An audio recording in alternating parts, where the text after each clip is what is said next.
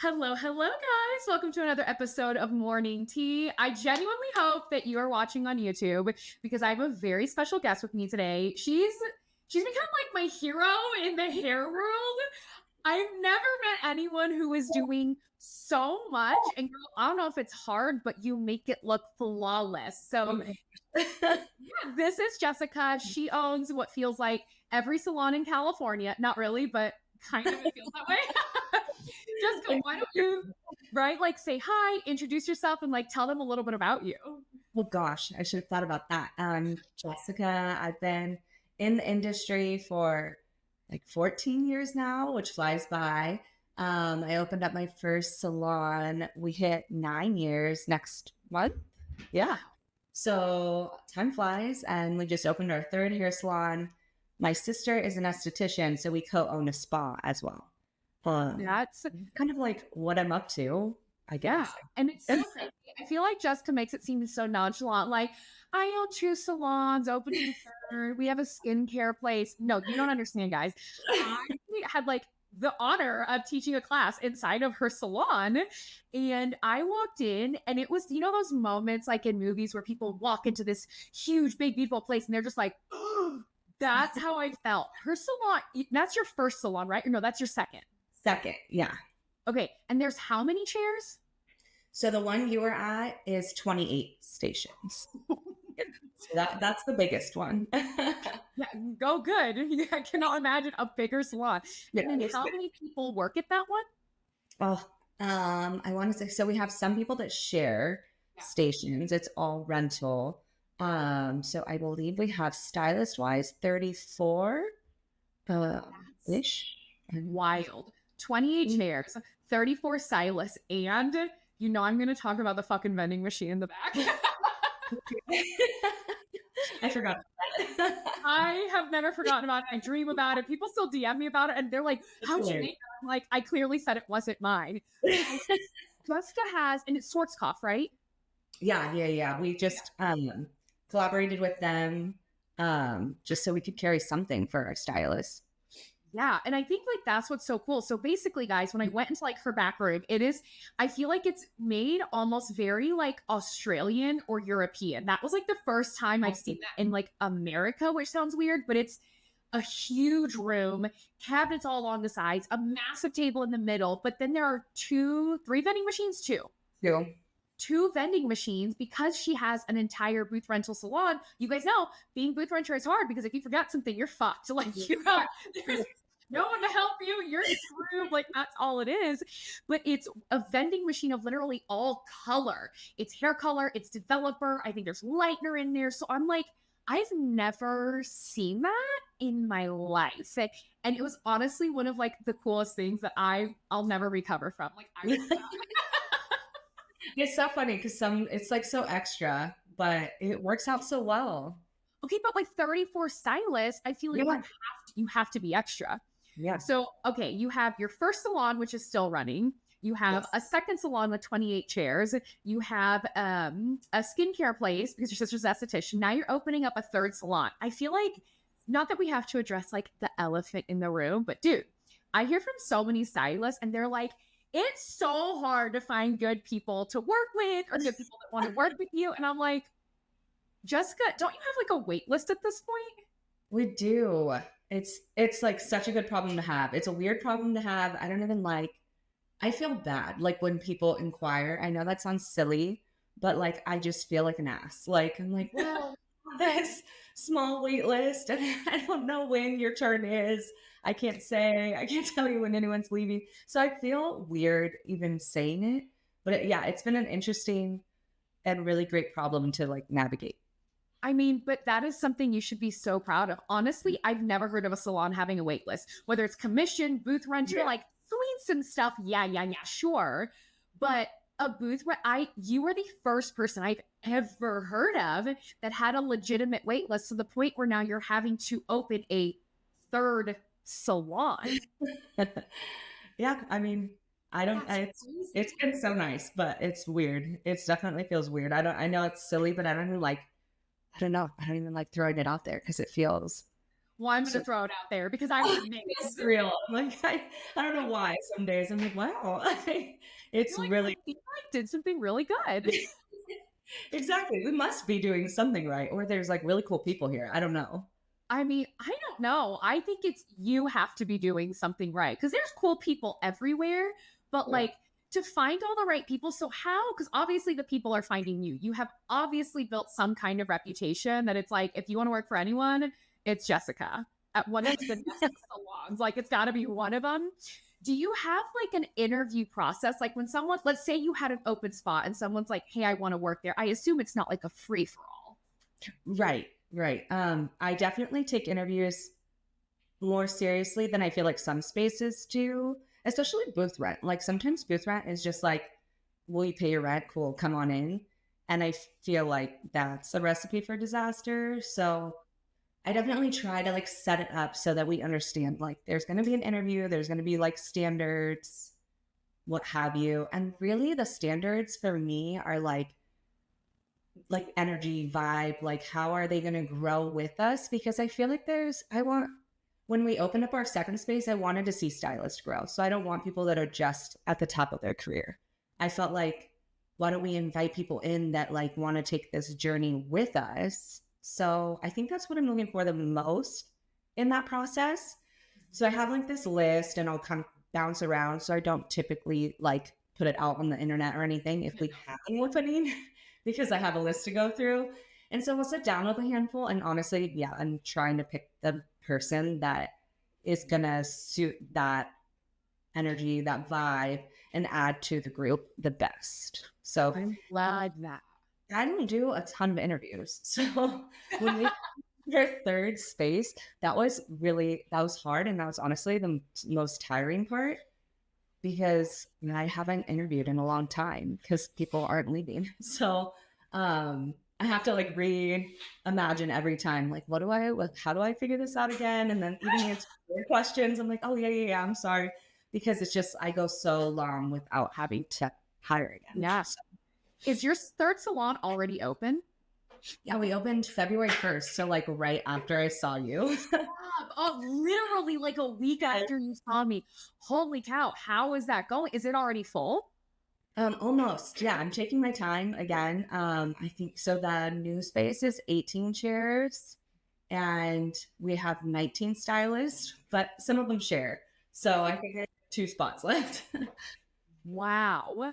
Okay, how many chairs is your first salon have? 9. So 9, 28, 18. Yes. Holy shit. That is honestly just impressive. That is incredibly impressive. Wow.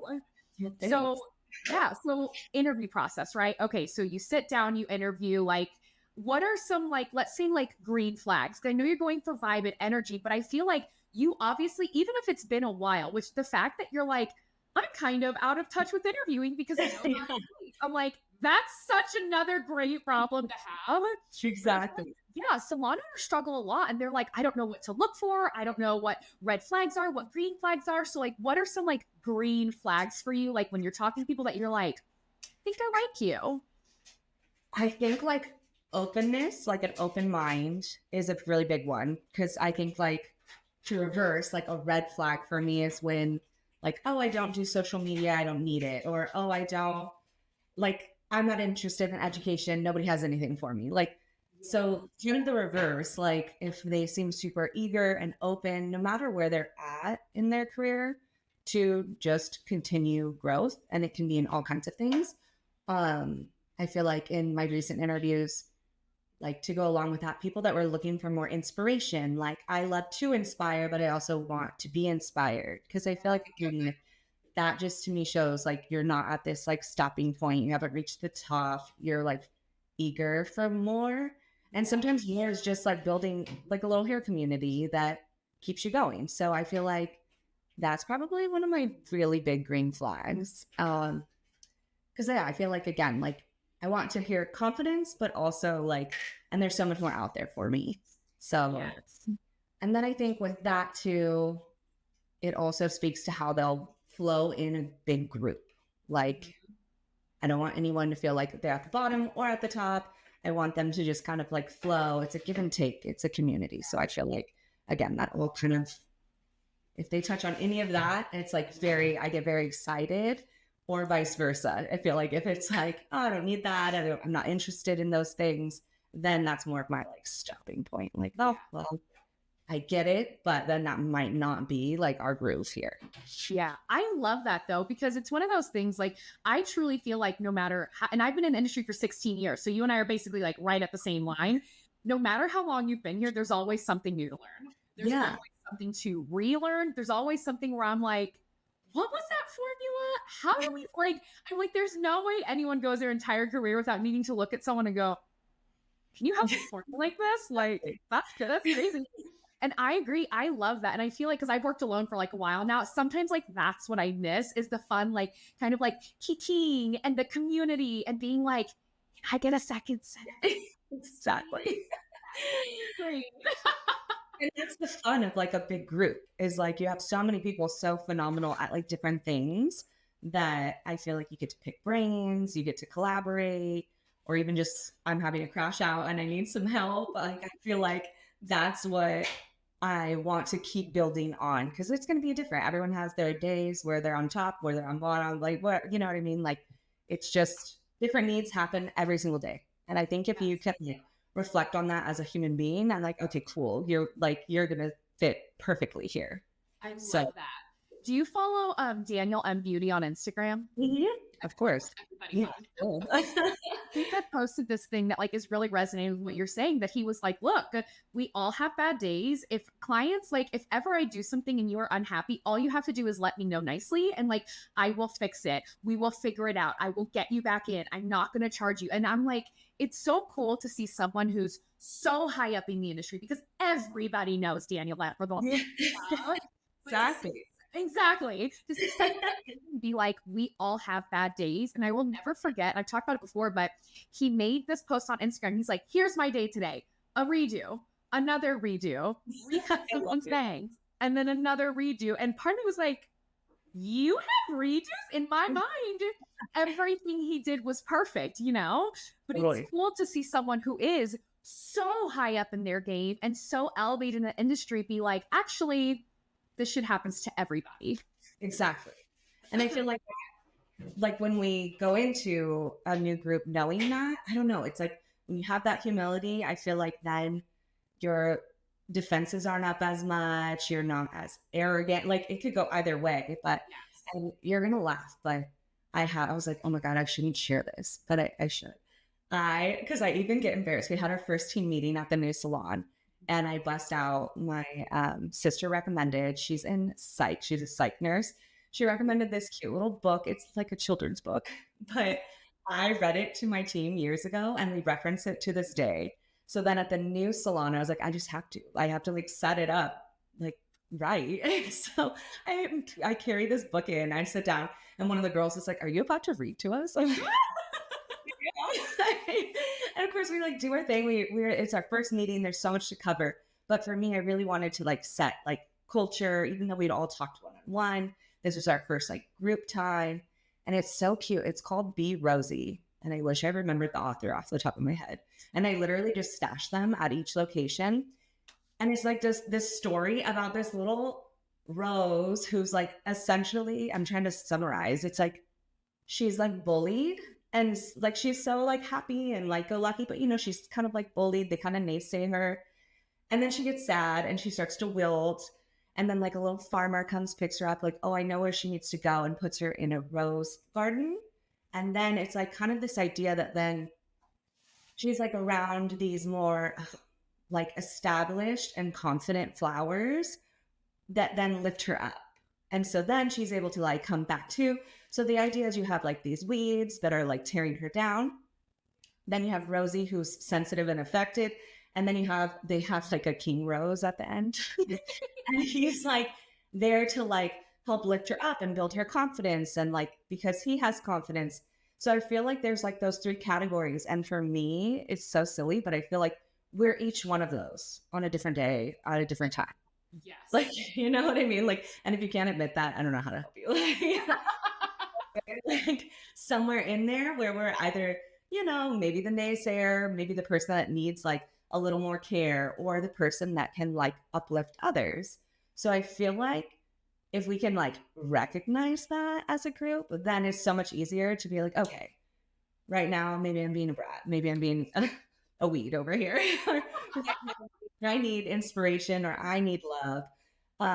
And then, ideally, if I'm in a good spot, I give back to my community and I lift them up.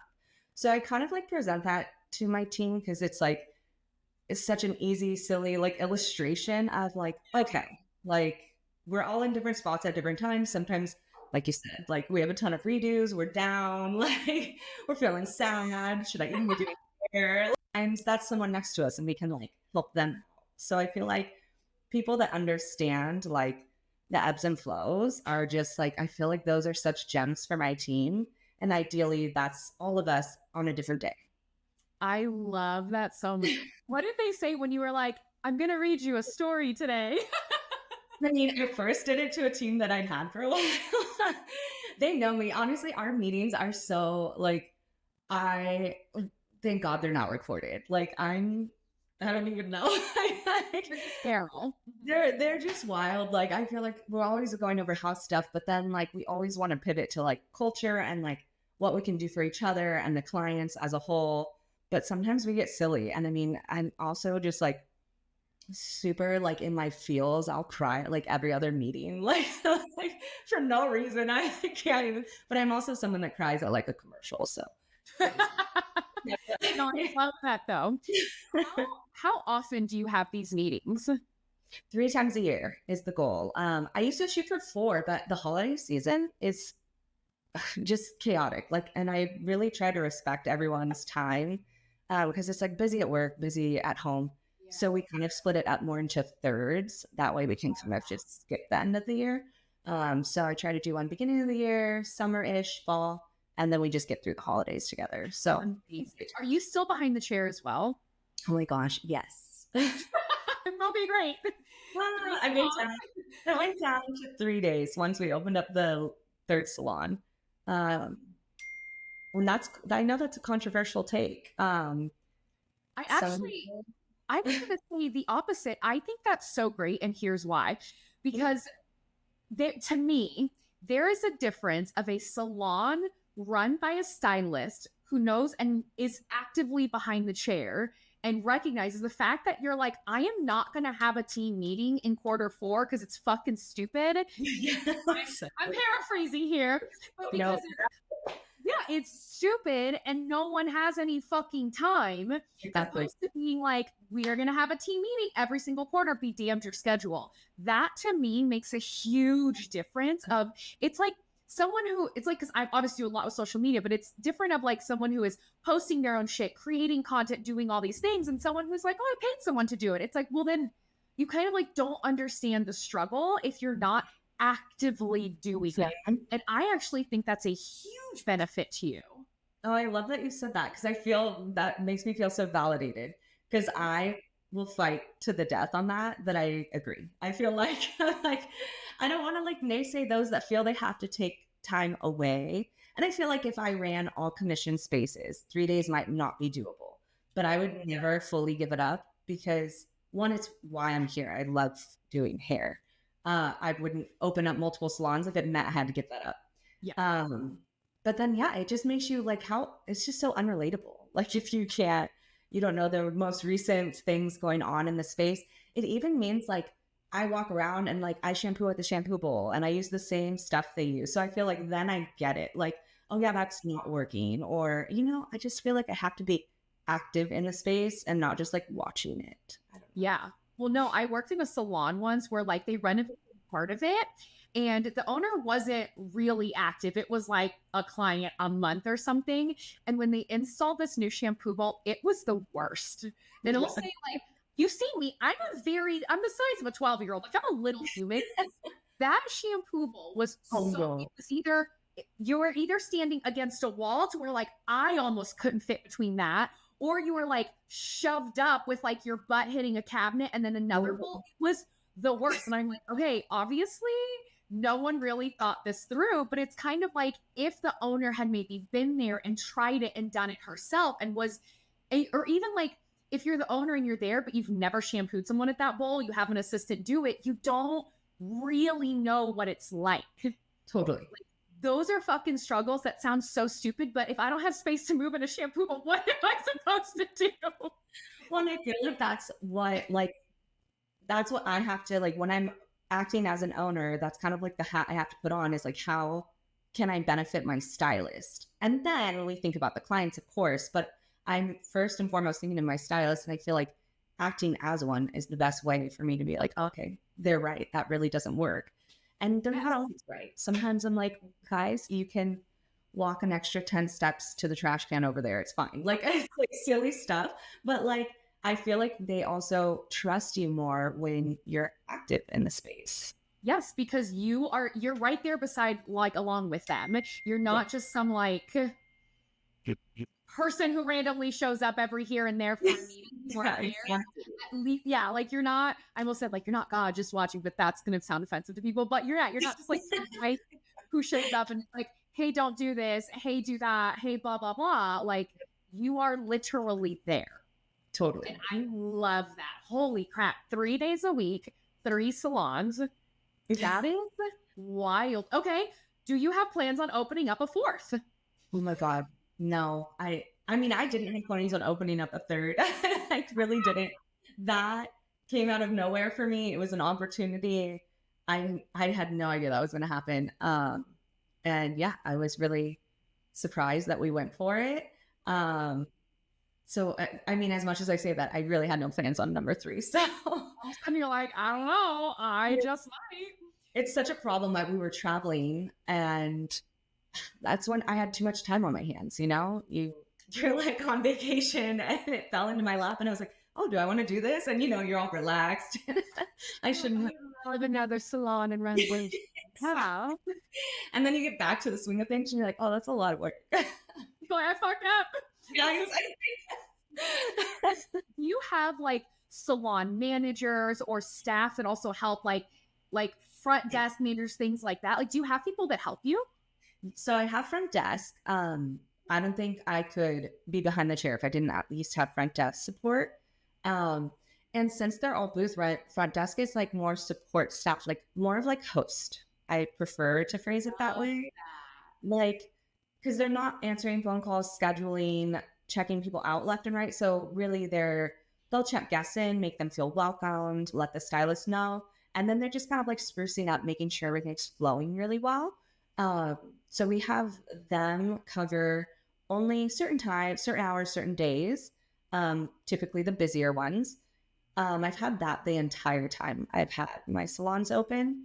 And then recently I am toying with, I had a receptionist from a few years back reach out to me with the 3rd location opening. I think she could feel the need. And so she threw out like wanting to do an assistant manager position.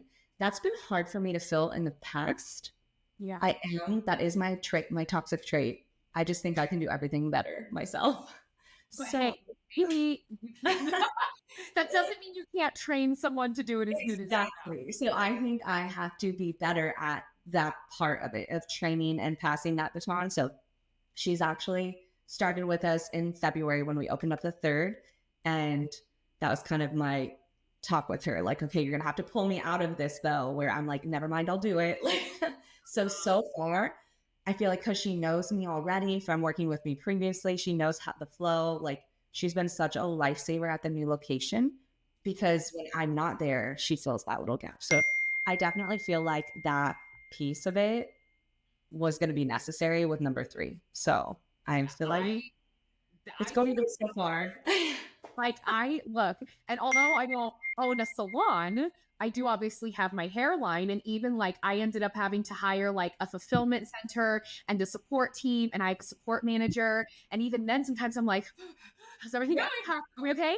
Like to the point where I literally told my like main, like my like personal like manager in the warehouse and support team that I was like, I might have to delete the support email from my phone because sometimes when I see things pop up, I'm like, what happened with this? And like, because like an email came in one day and someone's like, you delivered my hair to the wrong address. And they were like, hey, that's the address of it. Yeah. They're like, yeah, well, and I'm like, why are you yelling at my team for this? Like, you couldn't, like, crazy things like that. And then I'm like, should I step in? And I'm like, no, Yeah. I have to be able to like have a barrier and step back because those things, like, not that they set my nerves on edge, but even if it's an email that's like, hey, I want to give you some feedback on the hair, I love it. I'm like, like seeing the email come in, but it's so hard to let go of like any little piece of something that you've poured your heart. He's going to say, it's your baby. It's yours. Yes, it's so hard, but I'm like, okay, if I want it to grow, I have to be able not to step away. I have eyes on everything, but at least step to the side a little to let Yeah. someone else take over something that is honestly, it just even stresses me out. Like, Well, it's so cute. And I love that you say that because I feel like in my head, I'm like, well, of course, you're running this like huge, like that to me is so big. Like, how could you ever do all these things? But I love that you're saying that because I'm like, oh, okay. So it's just like we're all struggling with a little bit of that. Like, crazy. All of us are fucking insane. we're all having an erotic moment. Yeah. You know It's what? So, bad. I know it's bad. like, yes, I know what I'm doing is wrong, but how do you expect me to stop it? What do you want from Exactly. me? So when I was still in California and I hired like my very first assistant, her name is Jasmine, and because obviously jumping back to like staff, the thing that got me, oh, you met Jasmine, she was at the class. Yeah. That like I was like, wait, she's my person. Is I actually loved her so much her first interview that I was like, you punking me out? Like, are you faking it? So I could interview with her. But at one point when she was leaving, she was like, hey, I just want you to know I know I'm really quiet and it seems like I don't have a personality, but I actually do. I'm just a shy person. And I was like, I love you. Like, Yeah. I love that. that made me so happy. And then I also recognized when her and I were foiling together, because my client was just like tapping away at her laptop, I didn't feel like I had to entertain her Well, because like I love as loud and chatty as I am, I love silence. Like comfortable silence to me. oh, I love that. Yeah. So I can always tell when I'm like kind of nervous around someone because I feel like I have to fill that silence. And with her, there was just like a TV playing in the background, my client's tapping away on her laptop, and we're just spoiling in silence. I'd look up and go, just smile, Oh, I go back love to spoiling. I love that because I'm the same. Like, like if I'm behind the chair, it's like I could be really loud, almost to where I'm like, oh my gosh, sorry everyone. Like, like I get really happy, and then there are times I do a full foil, and I'm just, I don't know, I'm like, yeah, just peace. It's fine. Quiet day. I know Yeah. to this day because obviously I moved and she started working for a friend of mine. I was like, I'll steal her. Kidnapping is not beneath me. I'll take her back. Like, I love it. Oh my gosh. Was it like, and I feel like assistants too, we're together like all day long. Yeah. You need that good flow. You need that. all day long. And I'm someone who tends to like to be by themselves, like to the point where at one point my husband Venmoed me $100 and I'm like, what's this for? He's like, please go to Target, just get out of the house. And I was like, this is awesome, great. He's like, just go be around people. It's fine. Like, you don't have to It's like, joke's on you. I went and bought more books at Target, huh? Oh my god, I love that. To take home and be by myself. I love it. Oh my goodness. Okay, so let me ask this. So let's say I'll ask you for two pieces of advice. One is a piece of advice to a stylist who wants to open up her salon. There's no way that every single person who hears this is not going to idolize you because what you're doing genuinely I feel like is borderline unheard of. To not have this is gonna sound so weird, to not have like a hate list of like, don't work for Jessica, she's the worst, but it's the opposite. You have a wait list of people who want to work with you. You've had to open up a third salon. People aren't leaving. Like your turnover is so low. If someone is hearing this and they're like, damn, I want to do what Jessica has done, what is like a piece of advice you would give them as they're starting out? Oh my gosh. Well, how do I not yap forever? No, you can yap. I mean, first and foremost, like it's cheese, but like, why do you want to open up the salon? And I feel like narrowing that down and just really figuring out who it's for, what it's for is going to help like your trajectory. Because I feel like for me, what keeps me going is like, I actually feel passionate about creating spaces where artists can like do their thing and reach their fullest potential. And I feel like that's what really helps like kick off a good team, but then continue to grow a good team and keep them here. Like, again, like it's not like they have to stay here forever. I sometimes I'm like, is it bad? I'm like, when will anyone leave? Like, how do I hire ever again? But also, it's like so flattering that people aren't leaving. And I feel like I have to stay on top of that. Like, I have to constantly be reflecting on my why. And for me, my why is creating a space where they can flourish, then I'm always reflecting on how they can do that more and more and how I can support them. So I feel like narrowing that down will kind of get you through a lot of hurdles, because then there's all the obvious, like, I don't know, finding those people in the beginning takes longer. And like, it's not that when I first opened, it was like this, I felt like it took so long to build. And then once you have that solid team and you stick to your why, then it just like attracts more and more of the right people. And you just speak it, the why and the energy and the vibe of your space becomes that much stronger. So then down the road, it becomes that much easier to keep them and keep building. So I think the why, and I think really like sticking to that and feeling confident that is something you would explain to your team and they would be honored, because if your why is like, I don't know, more self-centered or something, then they're going to be like, I want to make money. I want to be rich. Good luck. I'm just kidding. The beginning does not feel like that. The beginning is like me telling my husband, I swear it'll be worth it. And it like, honestly took years for him to be like, okay, fine. I kind of believe you now. But you know what? I feel like it's the same with the hairline. I think people think I'm like rolling in dough. No. You're not just a princess. It is, I'll be honest, every invoice I get from my factory, I cry. No, that's exactly. You're like, oh, and it's like, there's so much. And that's the thing too. I feel like as business owners, and I mean, even behind the chair, like you have to buy all of your tools, all of your product. Like there's so much investment.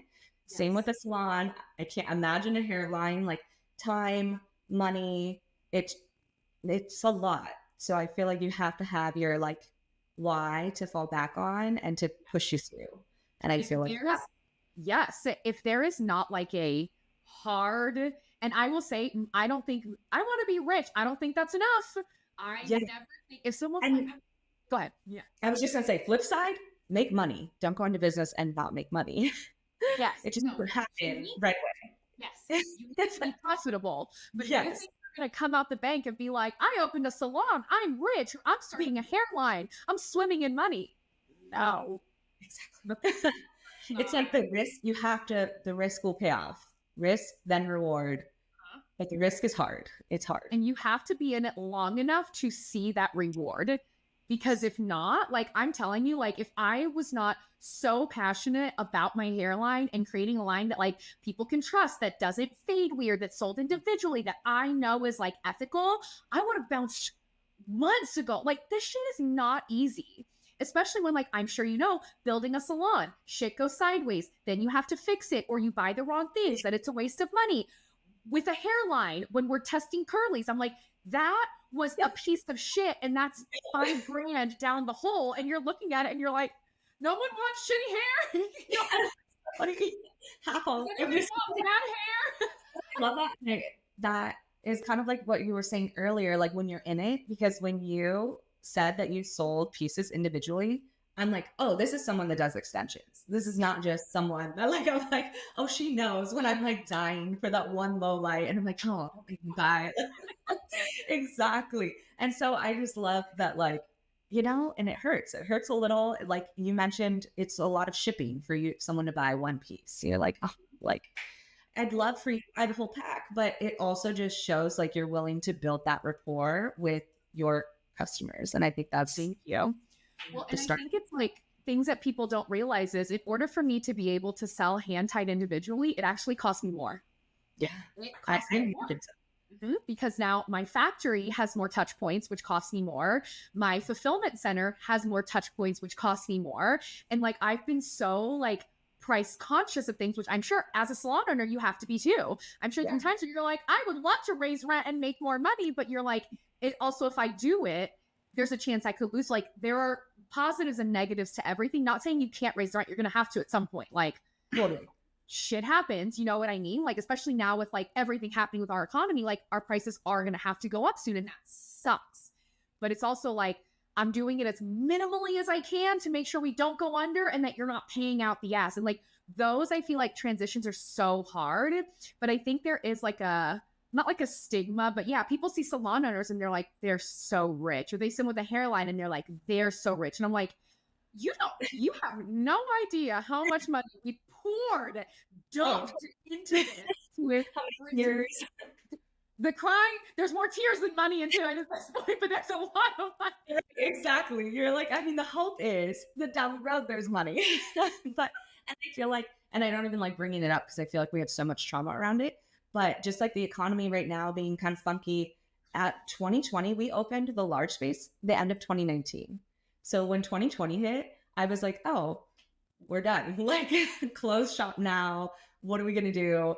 And I think like how people handle that, like it is, the effects of that are so lasting. And so we were just like, we were in that chaos together. I mean, California had 3 closures and I feel like I don't want, like no one wants to think about it. We're like 5 years ago, don't talk about it anymore. But at the end of the day, I feel like that initial team that I had at this new location was so much more about each other because we realized we were looking out for one another. So I feel like, and as a rental salon, like I didn't charge them rent because I feel like it has to start somewhere. And I knew local salons that were, and to me, that was like people were surviving, you know, like what is exactly like, that's all we're thinking of. Like, and me and my husband just looked at each other like, okay, well, we tried to survive. And I don't know, I hate like, you know, shit rolls downhill. So you gotta just like take it where you can. And for me, I'm like, I won't charge them. Then I'm going to my landlord, like, okay, how can we work this out? Like, what can we do in the meantime? So I feel like it was just a time of working together, and that paid off for me because then it's like my stylists felt like they could come back to work at a certain point. They weren't in as big of a hole, or they weren't running from all of like this bill where they have to pay rent for all the weeks we were closed. And then when we came back, I had such an amazing team. We were trying to work like every other chair to like distance. And I had a rental team willing to do it. Like, no problem. Like they're paying rent, but they're having a schedule. And, you know, renters don't do that. And so I feel like, again, like it wasn't easy, but like those are the moments where you're like, oh my gosh, like we're so team oriented now and people care so much about the person next to them. And I feel like establishing that, like in the long run, paid off so much for us. But I feel like those are the little hits that you just like power through.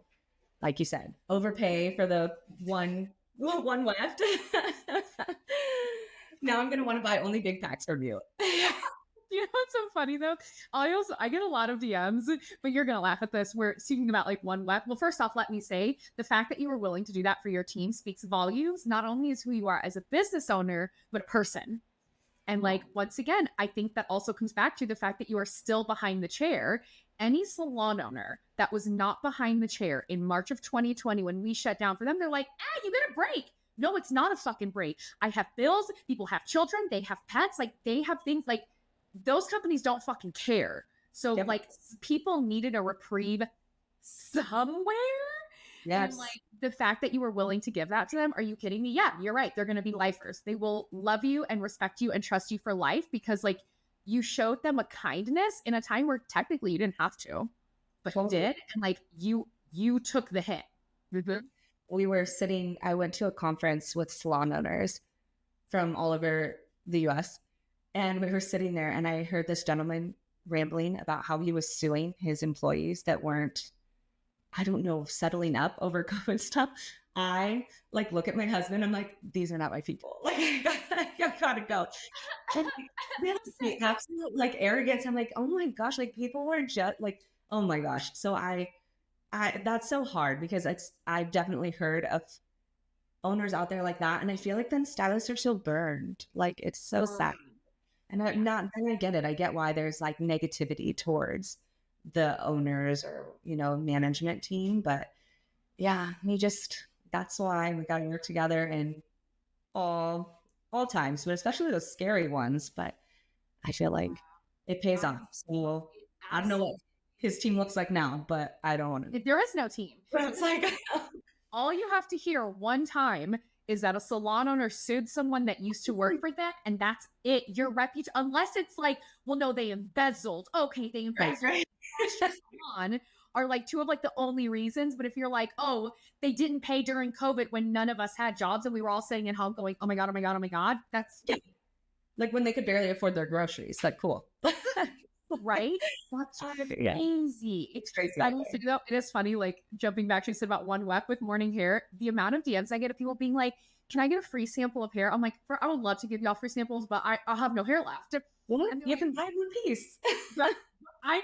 I thought that was like so easy. They're like, but I just want to feel. I'm like, you can buy one piece. Oh my gosh, that's too funny. You're like, what more? Just like sending free hair to everybody. Literally, if I responded to every DM and was like, yes, you can totally have a piece of free hair, I'm telling you, girl, I wouldn't have a company. Oh yeah, because many people would catch on. We'd all be hitting you up for a free piece. I want that for you. Yeah. The way, like in the same way that people really wanted free color rings, like why can't we just have it? I'm like, y'all understand? Like what I think people don't understand is A, they're not free to make, but also Right. the more colors you have in your line, the more they charge you because they have to create those colors. So when people are like, that color ring is mine's not $300. They're like, it's $300. I'm like, yeah, but there's 40 colors on there. I'm like, that's It's just there's a lot on it. yes. Jeez.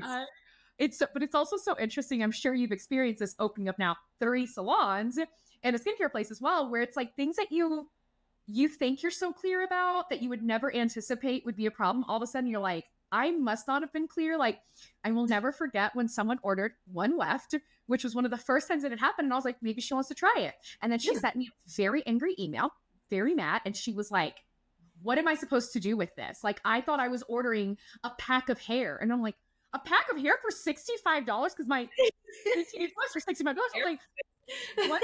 I'm like, nah, girl. And she's like, I want my money back. And I was like, totally fine. I'll send you a return label. Send us back the hair. Once we have it, I'll refund you. She never sent it back. And then she did a chargeback. And now I'm sitting here arguing over, yes. So now I'm literally to be tapping to my bank being like, no, here's proof. I offered her full refund. I sent the shipping label. She never saw it. She saw it, never printed it. And they were like, okay, yeah. So I obviously kept the $65, but I'm like, is this what we're arguing about? Is this? What? You're like over $65. I tried to get it back to you. Like, I will give you the money back. Just send me back the product. No, she wanted to keep it and get her $65 back. But I'm also like, are you new here? Where are you buying a pack of hair for $65? I would be alarmed. Like I'd be worried about this hair. Like I'm buying it. There's no way. I'm assuming it's not real. Like I don't know. It must be synthetic or like who knows? Amazon. Like this is shower drain hair for fucking sure. Oh my god, yes. But it's true. What did you think? That's crazy. Yeah, and like so I'm sure you would, like I said, 3 salons and an esthetician place that there are things that you're like, damn, never saw that one coming. That was crazy. Oh, for sure. For sure. And I feel like whether it's like with clients that come in and I just want to help out the stylist, like navigate that, or even like some stylist questions, I don't know, especially in the new space, like I just forget. Like I've had a team so steady for so long that I'm like, oh yeah, no, we don't do that here. Or that's weird. I love this. Okay, so one more question. So there's a salon owner, they already have a salon, they're trying to build the team. What is like one piece of advice you would give them if they're like, I can't find good people, or they're trying to find the right people? Like what's a piece of advice you would give them? Oh my gosh. It sounds so dumb. Like stop looking for the person and like concentrate on, so if they have an existing space, concentrate on the team you have and making, again, like make it so they're flourishing, that they're doing well in your, like honestly, like I feel like that's how people are drawn here is like, wait, my friend works there and is obsessed. Like I know a couple people that I used to work with and it looks amazing over there. So it's like, they're literally doing that for me. Like all of my stylists are on, whatever, Instagram, on social media, talking to their friends they're catching up with, and they're like selling it for me. So I think stop like, like posting, like we're hiring, we need somebody ASAP, and concentrate on the team you have, the space you have, and, making those things more known. Because then I feel like you're also going to attract the right person with that, cleaning up the team you have. Nobody wants to work in a space where they don't respect everything, including the stylists in the space. And that has been hard for me over the years. But when a certain stylist isn't working, it just isn't working. So I feel like unless that can change or be adjusted, depending on the scenario, then maybe it's just not the right fit for you. And that can be so hard when you're already like, but I'm not full. That I've had to learn even like semi-hard ways that like it would have benefited me to part ways with that person just a little sooner. Even though like in my little space, like a whole chair open is a lot of money. Like, so I feel like those are hard decisions, but refining the current team, the current space, the current situation, I feel like then attracts the right people. And again, like back to what we were saying, like sometimes that feels like it costs in the moment, but it's the payoffs down the road. So it hurts a little. Love that so much. Okay, so one more thing. If someone wants to look you up on Instagram, if they want to creep by your salons, where can they find you and all the information? Oh gosh. So my Instagram is Jess X Nest. And then I have listed all, we all have our different pages. But yeah, so we have the Painted Nest Studio, the Nest Salon, the Skin by the Nest is what I own with my sister. That's our skin space. And then we just opened Salon Edit by the Nest. So we're trying to make it, we're all like, within a city or two. So we have to make the names a little different. Otherwise, I'm so confused. But we also the Nest 2, the Nest 3. And luckily they're not that far. So if someone messes up, it's like, it's okay, 10 minutes out. But yeah, we try to differentiate a little bit just to help their sanity. But yeah, honestly, it's been so fun. And I feel like I said, my team, they're amazing on social media. I love watching them and what they do. It makes me very proud. So I love that. Well, thank you so much for being on the podcast today. I knew we would go above 30 minutes because we're both yappers. I was like, I should really stop. But that's okay. You're magic. It's gonna be fun. Don't worry. But thank you seriously so much for being here. I'm dead ass serious when I say you are so inspirational. Like, everything you're doing is, I don't think I could do what you're doing. Like, no.